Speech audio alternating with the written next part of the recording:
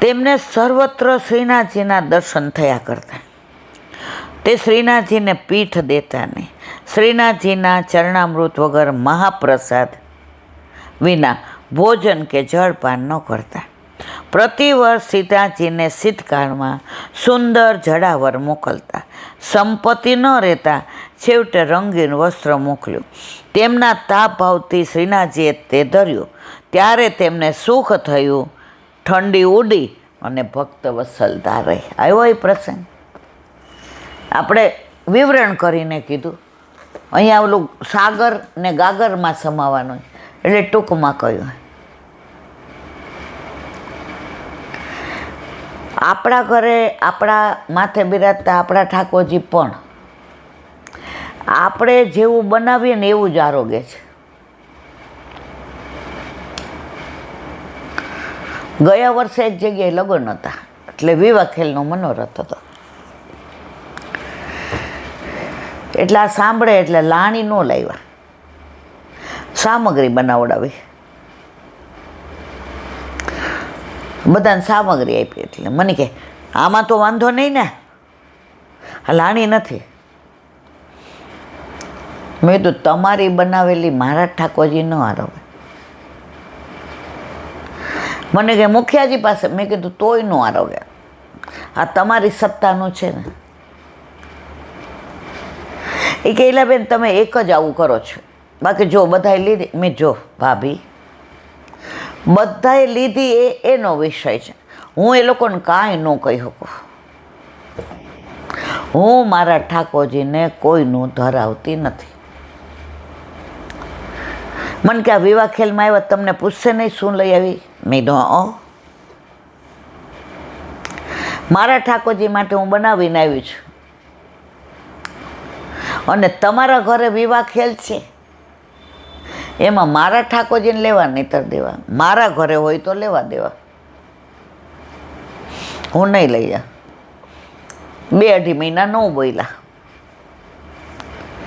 પાછું સમજાઈ ગયું. ઈલાબેન તમારી વાત સાચી. મેં તો મારા વાલા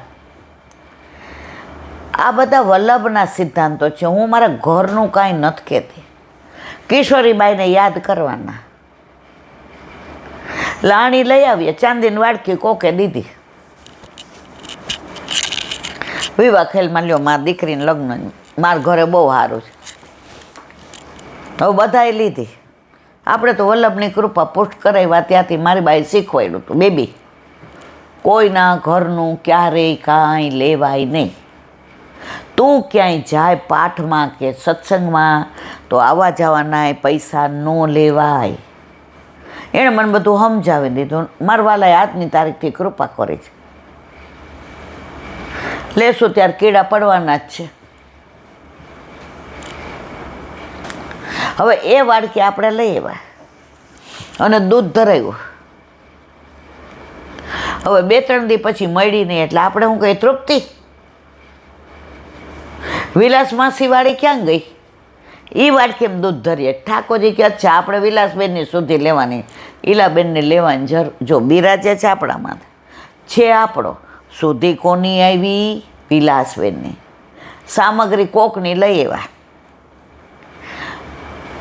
તૃપ્તિ ઓલા પ્રેરણાબેન વાળી મઠડી લાવને આજ ધરાવીએ. બસ પ્રભુ કે આપણો આજ ઈલાબેન આર મેળ નહીં પડે.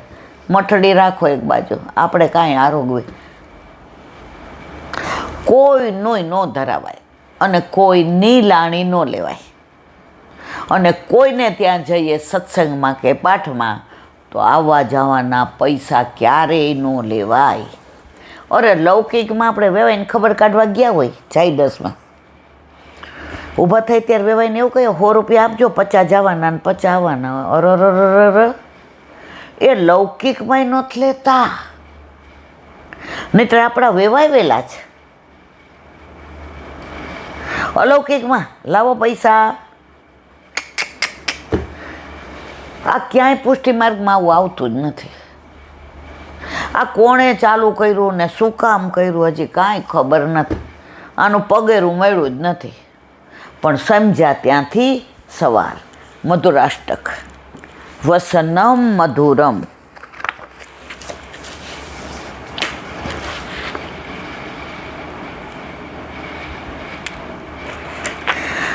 વસનમ મથુરમ માટે 252 વૈસા વાર્તા 135.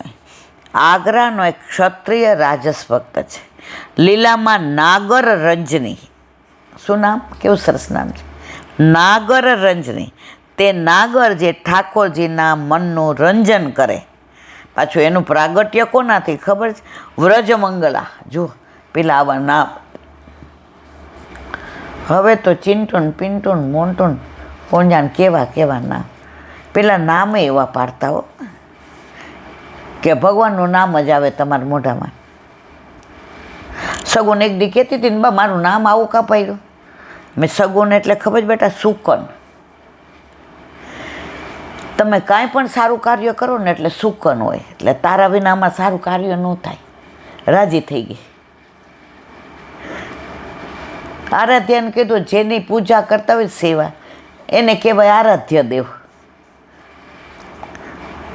પેલાના માણસો નામે એવા પાડતા, પુરુષોત્તમ દાસ ને, વનમાળી દાસ ને, વિઠ્ઠલ દાસ ને, ગોવર્ધનભાઈ ને, હરિ અલા બધાય તમારા ભગવાનના જ નામ.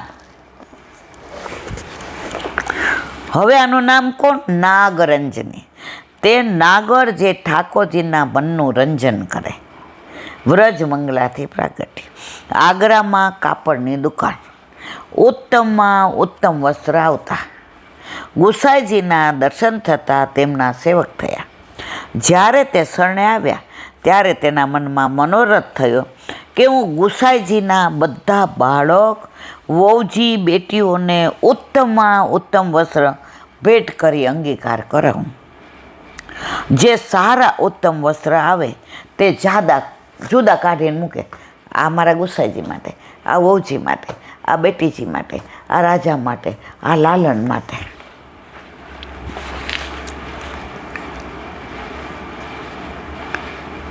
આમ 2 ગાંસડી ભરી વસ્ત્ર ભેગા કર્યા. એકમાં પુરુષને પહેરવાના અને બીજામાં સ્ત્રીને પહેરવા.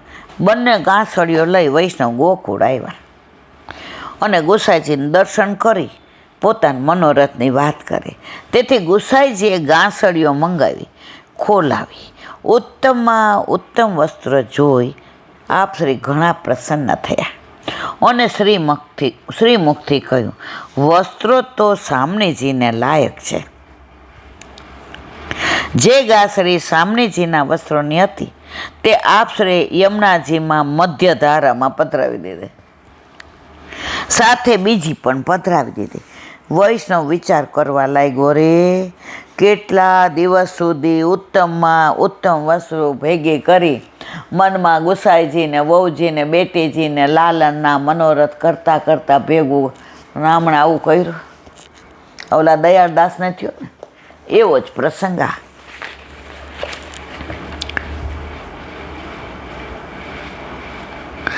ગુસાઈજી મહારાજે પોતે જ યમુનાજીમાં પધરાવી. મારો તો મનોરથ મનનો મનમાં જ રહી ગયો, જેવી પ્રભુની ઈચ્છા. શ્રી ગુસાઈજી સાક્ષાત પૂર્ણ પુરુષોત્તમ વૈષ્ણવના મનની વાત જાણી ગયા. વૈષ્ણવના મનમાં ખૂબ ખેદ થઈ રહ્યો છે. પોતે પરમ દયાળુ, ભક્ત વત્સલ, કરુણાસાગર, દયાનિધિ છે. ખેદ સહી ન શકે. વૈષ્ણવને દુઃખ થયું એવું દૂર તો કરવું પડે ને, કારણ કે ગુસાઈજી પરમ દયાળ છે. મધરાતે આપશ્રી પોતે મેવાનો ડબરો ભરી હસ્તમાં લઈ તે વૈષ્ણવને સાથે લઈ ઠકરાણી ઘાટ ઉપર આવ્યા. ક્ષત્રિય વૈષ્ણવ મસાલ લઈ ચાલ્યો. શ્રી ગુસાઈજીએ બીજા વૈષ્ણવને રોકી રાખ્યા. બધાનો અધિકાર નહોતો, બધાના આવા દર્શન કરાવાય નહીં. અને 2 જણા ઠકરાણી ઘાટ પર પધાર્યા અને શ્રી ગુસાઈજી પ્રભુ ચરણે ક્ષત્રિય વૈષ્ણવને કહ્યું, જો તો ખરો તારા વસ્ત્ર સામણીજીએ અંગીકાર કર્યા. ક્ષત્રિય વૈષ્ણવે જોયું, એ જ વસ્ત્રી, એ જ સાડી, ચણિયાચોળી સામણીજીએ અંગીકાર કર્યા. ઠાકોરજીએ ઝરીના વાઘા પહેર્યા. ગુસાઈજીએ ક્ષત્રિય વૈષ્ણવને ઘાટ પર ઊભો રાખી પોતે લીલામાં પધાર્યા. લીલામાં મેવાનો ડબરો લઈ ગયા. ત્યાં જઈ મેવાના ડબરાનો ભોગ ધર્યો. ગુસાઈજી સહિત બધા ત્યાં ઊભા છે. ઠાકોરજી, સામણીજી સહિત પોતે મેવા આરોગાવ્યા. વૈષ્ણવે આ બધા જ દર્શન કર્યા. કેવા નસીબદાર આ વૈષ્ણવ! ખરેખર ગુસાઈજી પરમ દયા. આપણે વાંચીએ છીએ તોય રોમાંચ ખડા થઈ જાય છે અને કહેવા લાગે, મારું અહોભાગ્ય, મારા વસ્ત્રો શ્રી ઠાકોરજીએ શ્રી સામનેજી સહિત અંગીકાર કર્યા. શ્રી ગુસાઈજીની કૃપાથી મને રાસલીલાના દર્શન થયા. વસનમ મધુરમ. મારા વાલા, પુષ્ટિ માર્ગમાં તો જે આવે ને પછી આમાંથી બહાર નીકળાય જ નહીં. આમાં હું ખોટે છે? જે કોઈને નથી મળતું બધું આપણને મળે છે. દયારામભાઈના ચંદ્રાવલા.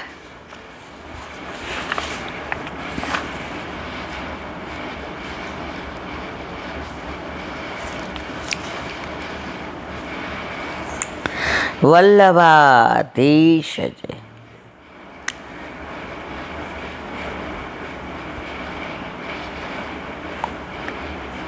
તમે મને બહારી રૂપથી જોયો, સાથે રાસ રમ્યા, પછી તુરતમાં તમે મારો વિયોગ સહન ન કરી શકે, તેથી તમારા હૃદયવાસી બન્યો.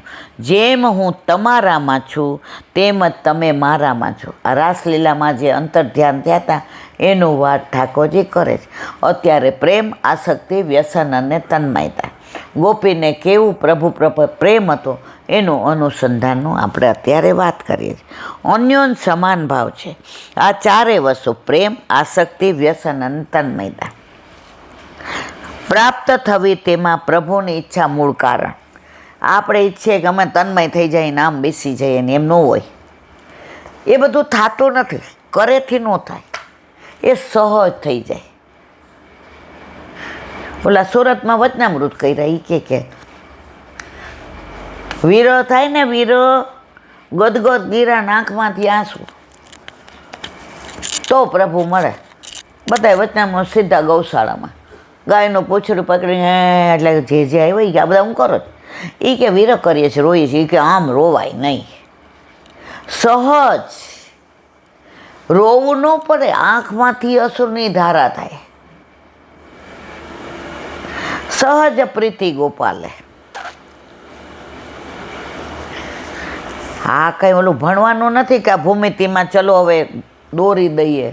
સહજ પ્રીતિ ગોપાલે.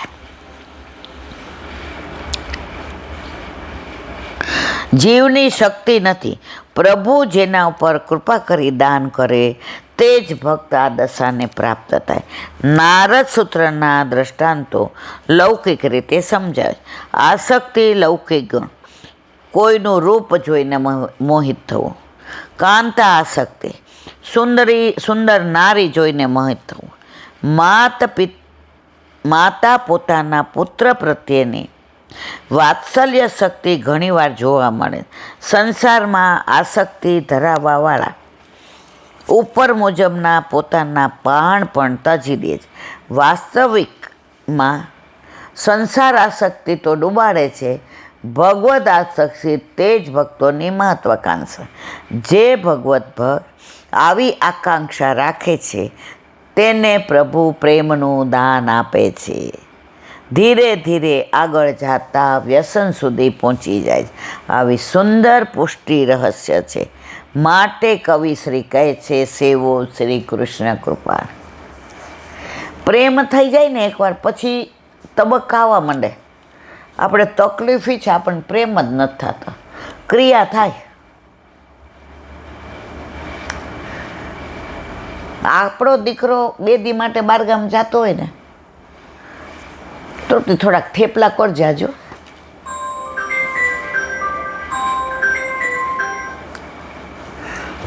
આરાધ્યાન નહીં ભાવે, આસક્તિ છે એ કોઈ કેવી નથી પડતી. એમ જો આપણા પ્રભુમાં એવી આસક્તિ થઈ જાય. એક વૈષ્ણવ કહેલા બેન મારા ઘરે 40 વર્ષથી ઠાકોરજી બિરાજે. હવે રોજ કલેવું ધરાવું ને તો મારા મનમાં મનોરથ આવે કે 40 વર્ષથી મેં મનોરથ કર્યો છે કે સવારે ગરમ ગરમ ચોબાપુરી આટલી મોટી ઘીમાં તળવાની, પાલીને બેન જોઈ તો લે. અને એ લોકો જે આલુનું શાક બનાવે ને બટેકાનું એ આમ સોતરીને બનાવે, તળેલીને તળીને પછી અંદર ઈ કે મીઠું ને મરચું ને ધાણા જીરું ને પેલા મરીનો ભૂકો ને બધું નાખી કે સવારે યાદ ન આવે, કલેવું ધરાવે ને યાદ આવે. એટલે મારા મનોરથમાં કાંઈક વાંધો છે. મેં તો તમે કીધું મને એવું થયું, જો ભગવદીઓ દ્વારા બધી લીલાનું અનુસંધાન થાય, મનોરથ કરશો તો પ્રભુ પૂરો કરશે કરશે કરશે. હવે આગળ આવી સુંદર પુષ્ટિ રહસ્ય છે. માટે કવિશ્રી કહે છે, સેવો શ્રી કૃષ્ણ કૃપા પ્રેમ લક્ષણા વળી દગરુચિ સ્મૃતિ અભિલાષ ઉદ્વગે ચાર વ્યાધિ પ્રલાપને ઉન્માત્રણે આસક્તિના પ્રકાર પ્રકાર વ્યસનતણા બે કહીએ જડતાને વળી મૂંઝાતે લઈએ તન્મયતાનું લક્ષણ એક મૃત્યુ સમાન પણ મૃત્યુ ન છેક છેવો શ્રી કૃષ્ણ. આ બધી અવસ્થા કહી દીધી કે પ્રેમનું શું લક્ષણ, આસક્તિનું શું લક્ષણ, વ્યસનનું શું અને તન્મયતાનું. તન્મયતા એટલે મૃત્યુ સમાન પણ મૃત્યુ આપણે નો કંઈ હાવ લાશ પડી છે, આને કાંઈ છે મૃત્યુ પાયમાં હોય એવા થઈ જાય પણ મૃત્યુ નહીં. આજે ગોપીઓને તન્મયતા હતી, ગજ્જન ધાવણને વ્યસન હતું, કુંભનદાસીને વ્યસન. આપણે હજી પ્રેમ સુધી જ નથી પહોંચ્યા મારવાલા. આપણે લૌકિક દીકરા દીકરી પૌત્ર પૌત્રીને પ્રેમ કરીએ છીએ ને, એવો પ્રેમ એ પ્રભુમાં થઈ જાય ને તોય બેડો પાર થઈ જાય. પ્રભુ બોલતો નથી ને એટલે આપણે હલાવીએ છીએ. ઘરમાં બે દીકરા હોય ને, એક થોડો આમ હોય, ના મારા માટે તારે ગરમ નાસ્તો કરવો જ પડશે, નહીં તો હું બહાર ખાઈ લઈશ. એટલે આપણે સવારે વહેલા ઉઠી જાય, અરે આ પાછો બહાર ખાઈને માંદો પડે. ઓલાને પૂછીએ, મમ્મી તું જે કર નહીં ચાલશે. તો આપણે હાજરમાં કોના રહીએ? જે ઓલો હાંડ છે ના, ઓલાને બધું ચાલશે. તો આ લૌકિકમાં કેમ હાજરી રાખીએ છીએ? આને જોશે અને આ તો કે જે હોય ચાલશે. આ બોલીને માગશે ને, પણ આપણે તબક્કે નથી પહોંચ્યા. બોલીને માગે 84,252 માગી માગીને આરોગતા હતા. ઓલી શાકવાળી નીકળી કાચિયણ